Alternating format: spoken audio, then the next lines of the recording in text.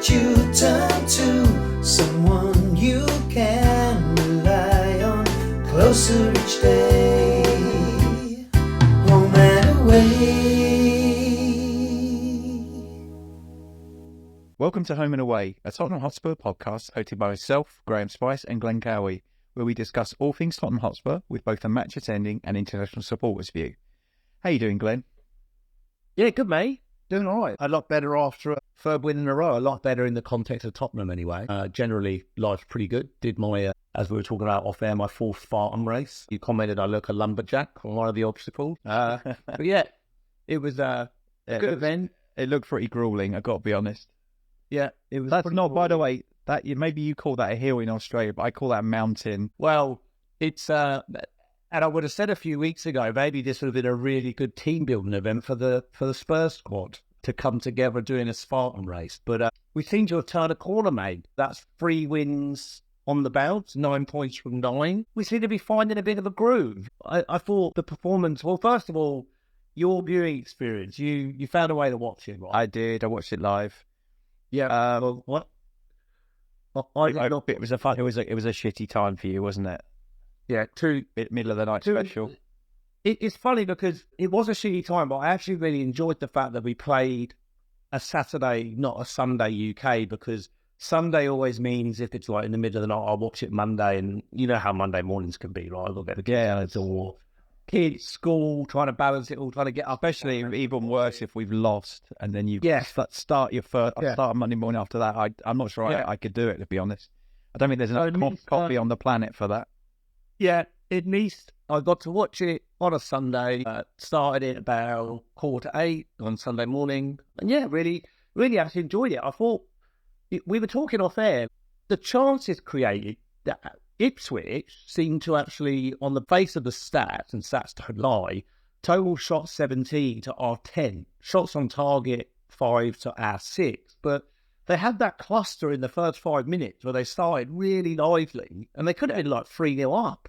Yeah, we were slow start, weren't we? I mean, we've done that quite a lot this season where we've had... I think if we weather the first 10 or 15 minutes, we really build into the half. Once we get our legs, we seem to be okay. Because once we got control of the game, we just kept going and going and going.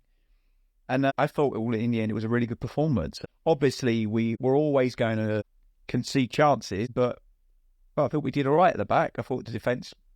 I really like Danso, by the way. He's like a young centre-back version of Ben Davis. He'd give you a 7 out of 10 every game.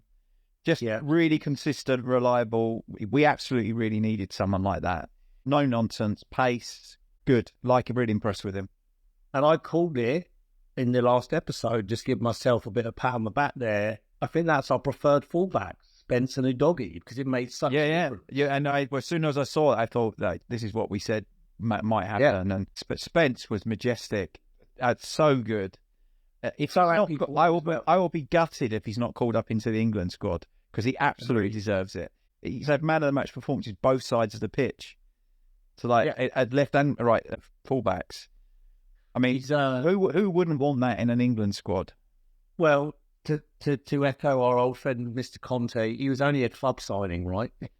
Yeah, well, I guess even the club gets it right now and again. Yeah. Another, like you said, majestic performance. I'm really, really happy for him that he got his goal. Yeah, great goal as well. Yeah, really well taken. And I thought, I don't know, it's easy to say this in retrospect because obviously what Anne just come out and said, but I kind of thought it when I was watching the game, not live, but there just seemed to be a new energy about a lot of the players, and it has to come down to they have been able to get a considerable amount of rest. They've been out proper training. Vicario behind them looks... I tell you what, it was funny. A mate of mine here, he said, did Vicario also get a talent transplant in his ankle when he was out injured? Because he looks like a different goalkeeper. Yeah, I just think that we were on a bit of a bad run when he got injured, right? And he'd also had a run of games where he'd been under a lot of pressure on set pieces. But he looks... You're right, he does. He looks commanding as well in his box. He's ordering people around, telling them what to do. Impressive. Even Son thought I had a better game, looked sharper. Interesting that he dropped Maddison again, right? Yeah. We talked a bit about that. I think every time he opens his gob after a good performance, he just sticks him on the bench just to keep him humble. Humble him. Yeah, keep him humble. Yeah. Well, and we'll get into it in a minute, but do you see that? Do you think that Maddison starts beat Man City? Because he didn't start against Ipswich. I think there's a good chance of that. And I think it's probably something we would need against them to open them up. But mind you, what you got, the only thing you could say is we won't have to try to break them down. Well, it's not like they're going to sit deep with 2 banks of 5 and just soak it up, are they? They're going to try and come at us as well. And I think that actually, which is probably why we always do better against them than other teams, because we don't know how to defend against them. We just have to go for it, and we get lucky and get enough chances that we can score a couple of goals. Every game we've played against them where we've had a good result, it's not been one-sided, apart from obviously the 4-0, but most of the games we play against them, we might win 2-0, but they'd have had 40 chances to our 7 or something like that. So yeah, we talk about that game in a bit, right? But going back to the Ipswich game, that I don't know if you've seen Spurs put out on some social media. I think it went out on Instagram. But the first goal, it started in our right back position, and it was 18 completed passes without Ipswich touching it for our first goal. Like, it was really, really well worked. Owner Johnson's really good at being in the right place for those kind of across the box. The weird thing about his goals, he didn't strike the ball very hard. No, he just was in the right place at the right time. All he had to do was just put anything on it. The weird thing about him is, I think that all we're going to get out of him is goals. I don't think he gives much else to the team. But do you know what? We'll take him right now. He's the top scorer still, isn't he? No, God knows. He's been. That's just league, right? He's got more than that. He's got about 13 or 14. Yeah. I mean, that's the league. Yeah. He's contribute, and that's just he's got assists as well. He's got really good contributions, and he's been out for a lot of the season injured, so he's had a big chunk of time out as well. So imagine a full season, he could be on 20 goals easily. Yeah. Well, and also and this obviously don't feed into what I just said about players back and need to get a proper rest. If you look at our bench, Maddison, Porro, Scala, Odeber, Basuma, Kinski, Region, he's going to be gone anyway. But then Sarr and Mikey Moore, right? Out of that bench, you'd only say Region would not be preferred. Everything else that sat on that bench against Ipswich, you feel comfortable rotating most of those players. And you've still got Romero, Van der Ven, Solanke to come back. Yeah. I thought Scala did well as well when he came on, by the way. That little flick on for Kulusevski was really important. He looks stronger, right? And if it's me, he's come back from Oxford. He looks like a stronger player. He's got filled out a bit. Like a really, not tall, but really thick set, and just uses all of that strength to out-muscle players. I like him. How good was Kulusevski's goal? Just picked his spot. Yeah. He's almost unstoppable sometimes. He's just so hard to get off the ball. And I think they gave him too much space. But I'm not going to. Also, I just saw, I don't know where I'll see about it. I know it's fact. Is Bentancur. I thought Bentancur had another good game, but he signed a new contract today. Oh, really? Yeah. I didn't see that. I think it's excellent. I think is it a 2-year extension? New deal. So his contract's set to expire end of next season. So yeah, they're locking him down to another. That's cool. I hope you get the others done as well in the summer. Yeah, the summer. Yeah, he's been really good, and he's made that kind of pivot his own right. I think he's a far better player than Basuma is, and you more reliable. You would think you've got more to come from Sarr because of his age, whereas Basuma, I think Basuma hit his ceiling at Brighton, and then he had that good game against us, or 2 good games against us, and we brought him off the back of that. I don't know. I can't. I think he's a system player, and he was perfect for the Brighton system. I just don't think we've ever really found a way to fit him in, and I think it's taken so long for us to try and really get the best out of him that I think over the course of this season, I'd rather have had Decore in there at Everton than him. As an option. Yeah, for sure. You know, another solid centre-back performance from Gray as well, alongside that. Yeah. So, I feel for the guy. Like, he's just. Is there anything he can't do? I was wondering this, right? Does European competition in the Europa League suit him in a number 6 better than the Premier League does at the moment. Can you see him, once we've got Romero van der Ven back, can you see him actually being utilised in that Europa League games in the number 6 as opposed to being utilised at centre-back? I wonder if that's what we'll see happen. I tell you something else that I've seen from the last few games. I think that Bergvall is a starter in that middle of the park now. I think that he gives us a lot. I mean, he runs for the entire match. His distribution's good close control.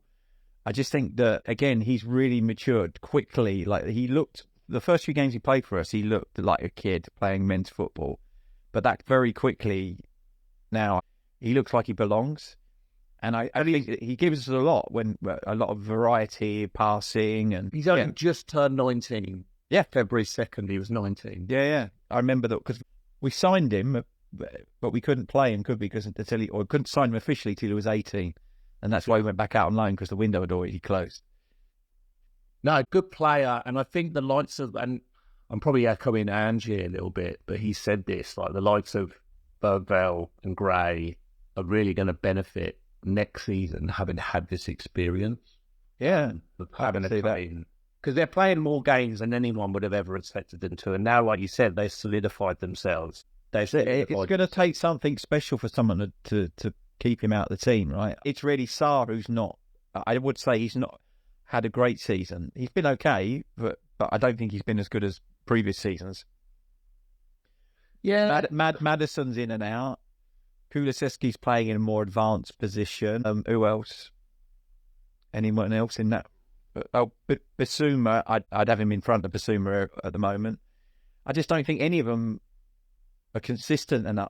He's just been really consistent, which is really a weird thing. Usually the youngsters are the ones where you expect them to be a bit hit and miss, right? They have good games, bad games. But even his bad game is a 7 at the moment. I feel like he never drops below that.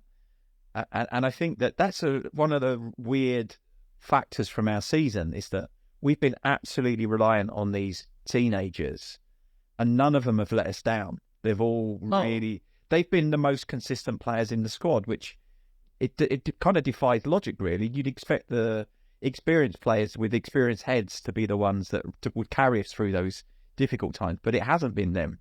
It's been the youngsters playing with no fear. Yeah, and speaking of youngsters, as we've mentioned him, but Jed Spence, he's not old, like, is he 22, 21? 22, 23, is he? I'm not sure.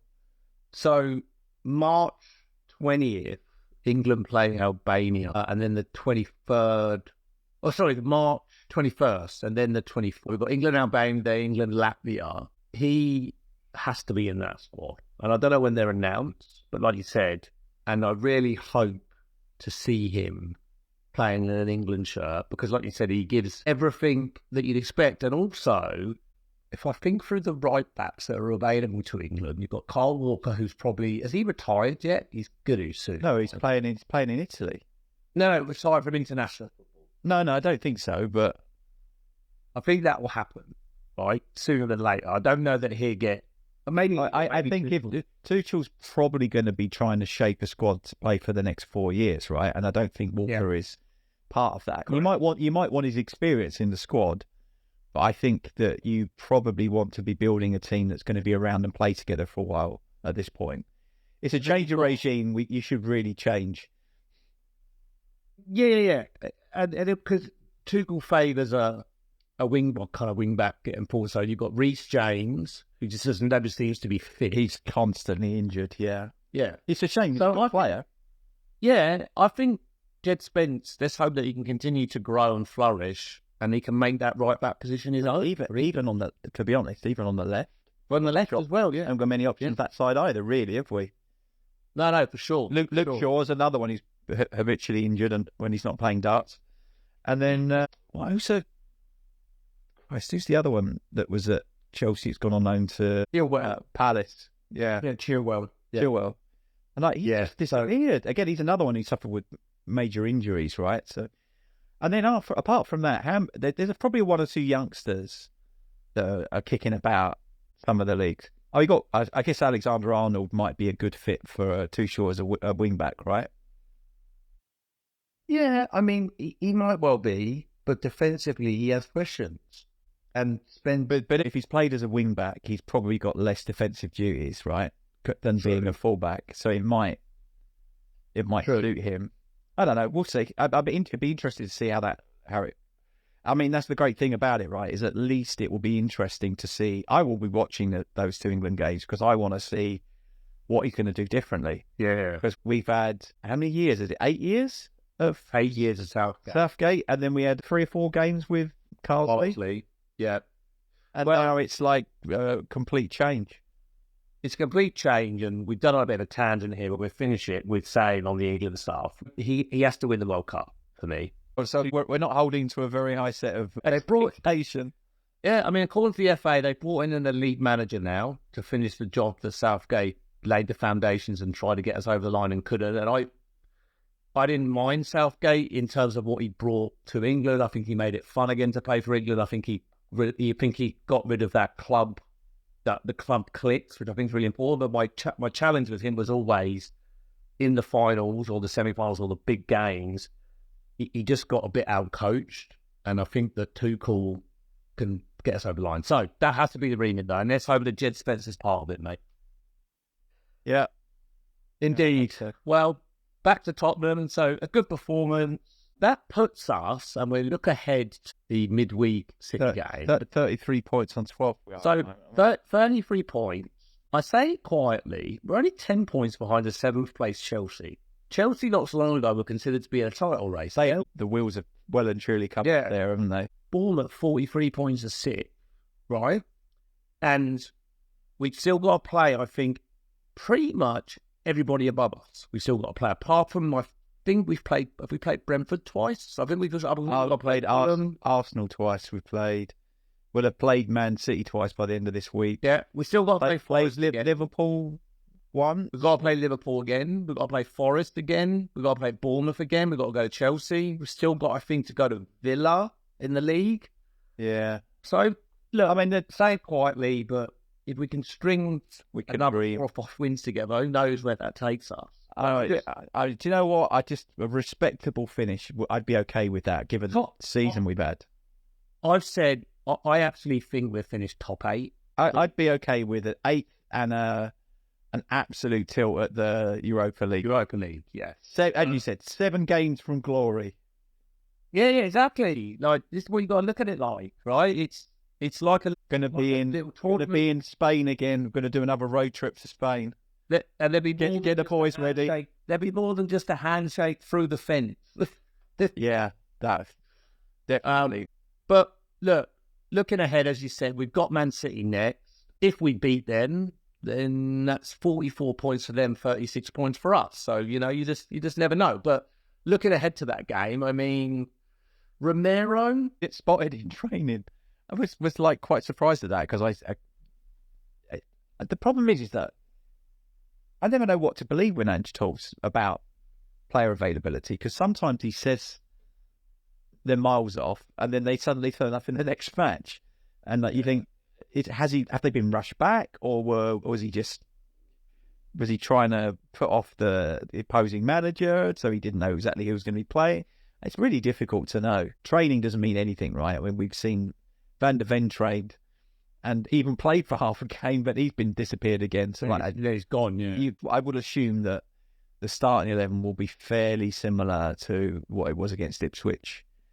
Maybe with the exception of maybe Maddison coming in, possibly for that. Because he had a really good game against Man City away, didn't he? I think he was man of the match in that game. I think he got a goal and 2 assists or something like that. He did, and giving the opponent the respect they deserve. I tell you, a player, and I watched their mini match, the 30-minute extended highlights against Liverpool. Marmoush, he looks a player. Like, he is. Yeah. He's strong. He's got a great shot on him, and he was very unlucky to have that goal ruled out. It was for offside. He's going to cause us some problems. I think Haaland is still out injured. Is he? How long ago, wasn't it?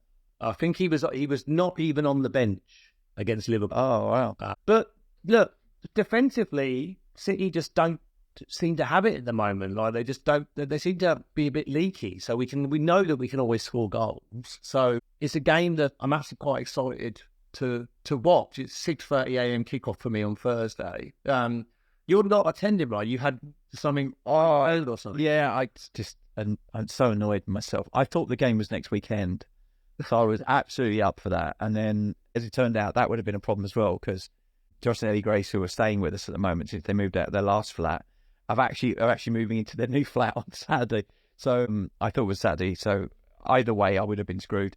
So yeah, unfortunately, I will be able to watch it. I just won't be able to go because obviously I'd have to leave at a stupid time to make it there. It's a good 2-hour 30 journey for me. So disappointed. I actually quite fancy this one because again, I think we'll really go for this. Play well against. Yeah, even like you can.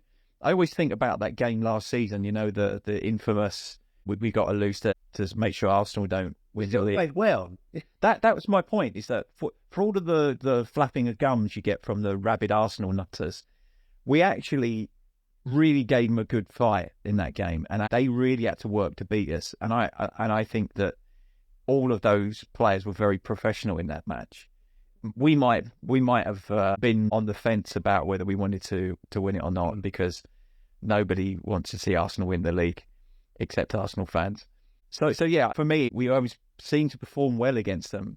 Even when we also lost in the cup against them last year, didn't we? We did. And it was a narrow 1-0 FA Cup game, wasn't it? Look, go all the way back to the League Cup final when we played them under Ryan Mason. We only lost 1-0 in like the 82nd minute. Like, yeah. We haven't been given a hiding.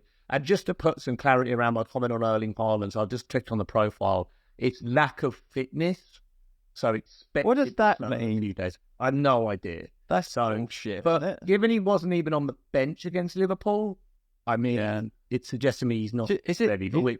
Is it me as well, right? Has Foden not come back from the Euros? He had a shit Euros, and this season he's been appalling. Something's wrong with him, right? If it's mental or what, I don't know. But I think he needs to move. I can see him going to a big European club on the continent. I think Real Madrid might.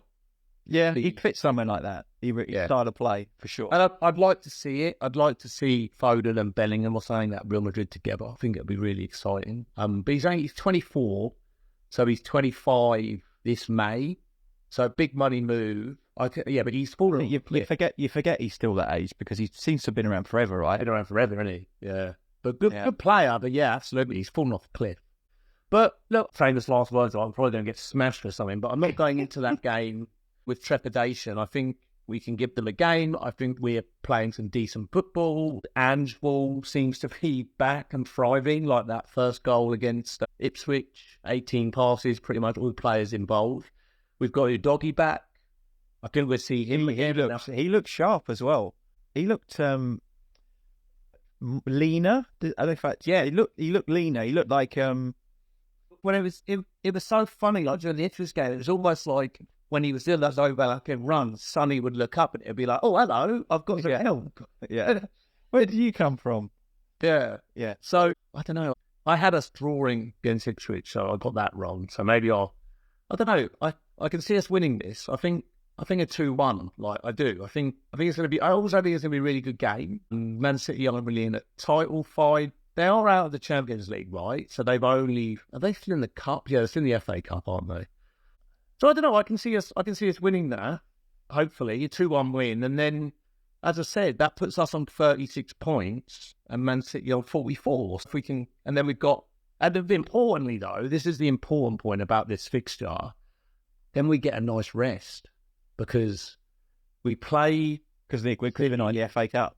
Yeah, correct. So we play Wednesday night, and then there's no game this weekend, and then we play the 6th of March, Thursday night, and then we play Sunday. Is that 6th of March match? Is that the Europa League game? Yeah. So it's ours at Alkmaar, right? It's away because we have the benefit because we finished top 8. We get second leg up. That's cool. Yeah. Again, I fancy us against them, especially if we have more players back for that. When's Solanke due back? I think we need him. Yeah, he's not far away because it wasn't like an ACL or an MCL or something, was it? Was it really bad? I don't think so. I was a bit disappointed with Tell, not for a lack of trying. I think he's running around a lot, putting a good effort in. Just maybe he was trying a little bit too hard sometimes. I also, and I think I've said this before, I think the problem with any striker that has Son and Brennan Johnson playing alongside them is they're not going to get a lot of opportunities from them. They're not good providers of goals for other people. And I think that might limit his ability to get chances, which is probably why having Maddison would probably suit him a bit better. He's more likely to get put through by Maddison. Yeah. We'll probably get more goals out of having Son and Brennan Johnson on the pitch, but actually it probably doesn't suit Tell. That's just my view on it. I thought that even the same thing happened with Solanke for a period as well. Solanke, he was playing well, holding the ball up and just generally being a nuisance, but he wasn't getting played into positions to score very frequently.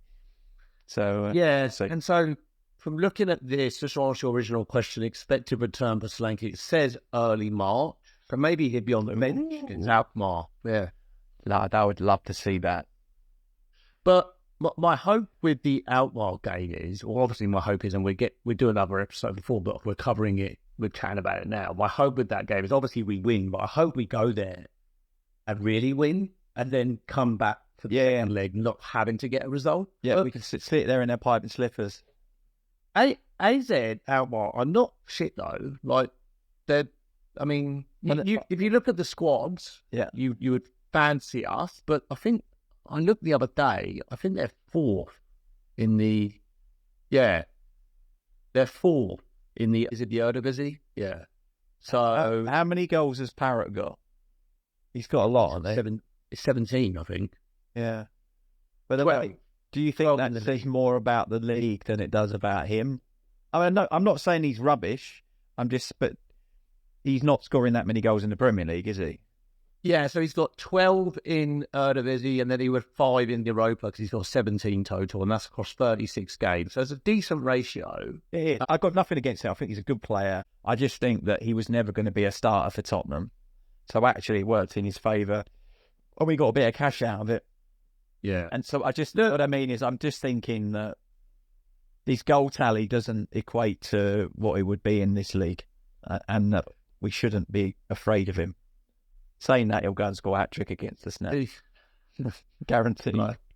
Yeah, guaranteed that. I'm just going to, and also what I want to pull up is the actual Europa League, because it's all predetermined now, isn't it? In terms of like... Yeah, I think we play, it's Fenerbahce, isn't it? We play I think... No. So it's, here, I've got it in front of me. Right. So here's how it goes. So it's Alkmaar, Tottenham, and opposite us would be either Ajax or Frankfurt.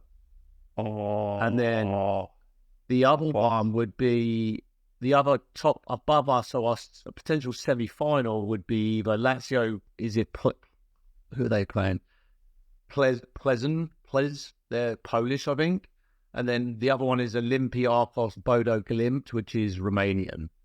So we're on the... Bodo Glimt's not Romanian, is it? Isn't it like Scandinavian? We have a look. It's like Norway or something like that. Bodo Glimt. Sounds like a character out Lord of the Rings, doesn't it? I thought... No, you're right. They're Norwegian. My bad. Yeah. Not Romanian, Norwegian. So, with all that said, the side of the draw we're on, or bracket, as the Americans like to call it, it's favourable. I mean... I'd love to see a rematch. Frankfurt are good. Ajax... Ajax, a rematch with Ajax would be something. Tottenham Ajax quarterfinal. I'd love that. Do you know what though? We'd have a really good turnout for that. I remember got good contacts in Amsterdam. Absolutely. So listen to the other side, right? The other bracket: Sociedad, Man United, Lyon, which is I think they're playing SCSB. What's that then? Why do they do that? Just give me the full bloody names of all they're playing. 14 club. Someone? Oh, they're Romanian. They're top of Romanian. Yeah. Okay. So that's the Romanian. So is it Stoy Bucharest? I think it is. Yeah. Stoy Bucharest. The Stoy Bucharest, Lyon, Man United, Sociedad, Fenerbahce, Rangers, and then Roma, Atletico Bilbao. I tell you what, Man, you ain't getting out of that. I don't think. I think Sociedad have beaten Man United. But look, exciting. Well, it's the same. Yeah, I guess on paper, there's no one there that I fear, but stranger things have happened, right? It has the feel of a major tournament for England. I might even make myself a wall chart and put it up. Yeah, I like the idea of that Europa League wall chart. There you go. It's a business idea. Well, a bit of a tangent on Europa. We're going to cover that again, of course. But back to Man City.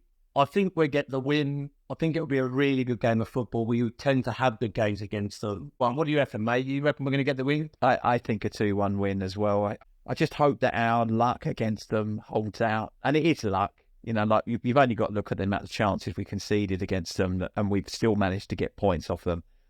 And I think I said it before, this season we've made every team look like Man City except Man City. So I'm hopeful. I just think the way we play frustrates them, and we always seem to get a good shout against them. So, yeah, 2-1, I think, for me as well is a good shout. Good stuff. And before we go, just some housekeeping business.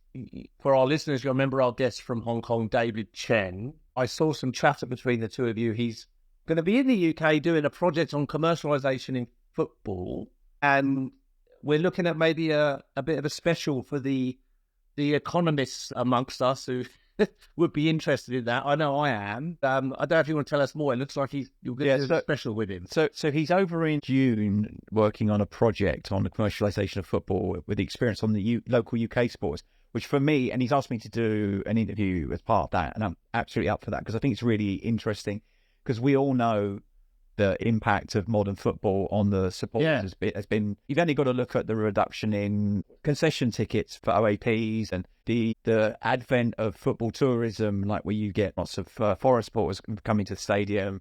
So there's a lot of things to be discussed about that, about how this trying to squeeze every last penny out of the infrastructure and all those kind of things, like other events in the stadium. Very, very interested to speak about that. And specifically, from when we had him on before, I think we were both taken by, as part of his degree, on the expansion of Premier League football into foreign markets. So how they repackage the game to be attractive to other countries. And that, I think that would be a really interesting discussion. So what I thought we'd do is probably the next couple of weeks, we'll record that, and I'll probably save that one for the international break when we can obviously be on Jed's bench watch, but because he's definitely getting called up, right? But then we've got something else to talk about that's kind of an interesting, more general conversation that I'm really interested in. I think to really understand, I think it's like get the opportunity to get into the head of Daniel Levy a little bit. Yeah. Which I think might be a scary place to be, but it will be an interesting conversation to have. And I really like David. He was a really good guest before. I look forward to having him back on again. No, super. Yeah. I also have some other news. Yeah, go. Officially, the North Hampshire Spurs Supporters Club is a thing. So I have approximately 15 members already and growing. So anyone out there in the North Hampshire area who is interested in becoming a member, so we are planning to meet up for away games at local Yale United Football Club's clubhouse. They have the football on in there, so we'll be using that as a base of operation. Is that still Chandler's Lane? It is, yeah. Is it still flood? Not as much as it used to. They've done a lot of work on drainage, and they have the main pitch. You wouldn't recognise it. There's floodlights. It's fenced. They have a seating area. They had a purpose-built new clubhouse, which was about £1 million. They've really spent a lot of money developing it and turning it into a good location for local football. Shout out to the 80 Massive. Yeah. So I think we may have covered this, I don't know, but I'll say it anyway. But when I was under 12s to under 14s, because for our listeners, Graham's in Yateley, I'm from Sandhurst, which are two towns very close to each other, you can walk. But I traded the red and white stripes of Sandhurst for the green and white stripes of Yateley for 2 seasons and played at Chandler's Lane. Yeah. Yeah, it was a bit of a trade. Halcyon days. Yeah. It was, I think I was there. I coached youth teams there for like 10 years. So from when Josh showed an interest in playing with his mates. And originally that was Beauty Boys. So we had a team for Bewley, and then Bewley merged with Yateley and became Yateley United. But then all the way through to Josh stopped at about 16, but I carried on coaching the team until they were 18, and so under 18s was their last year. And in that last year, I helped with the fundraising and the planning applications for the clubhouse. So it was involved with the club on those kind of some non-footballing aspects, and they were really well run by a guy called Colin Ive, who's a bit of a local celebrity. Really nice guy. He's one of those guys. He's very driven to get the best for the community, and I've got utmost respect for him. He's a massive Spurs fan. So he was the first person I thought of when I started this to say, I'm thinking about doing this. Are you interested? And do you think it's a good idea if we use the clubhouse? And he was all over it. So thank you for Colin for giving me the enthusiasm I needed to really kick this off. And I'm really looking forward to getting a group of people together. Like my neighbours, Rico and his boys are going to be there. There's another guy called Rob Collins, who was another manager when I was coaching this. I bumped into him once at an under-21 game at Aldershot against Chelsea. So I've seen him and his boys. His boys are going to be there as well, and a few others. So I just feel like I'm missing out on something, like having that some kind of like local community feel for it. And there's enough Spurs supporters around it to make it worthwhile, I think. 100%. And exactly, it's all about community connection. So good stuff, mate. So also, not only that to our listeners, anyone in Hampshire, Northampton, if you want to join, but also for any of the people you just listed, we'll see if we can get them on as well as guests. I would really love to do that, and maybe I could do a recording from a watch party or something. Like I did from absolutely in Colorado. I have a new Christmas present. I got some really good radio mics, so I can go out and do that from my phone. Would be really cool. Awesome. Look forward to it. Good stuff. Time to branch out of the studio and into the field. Indeed.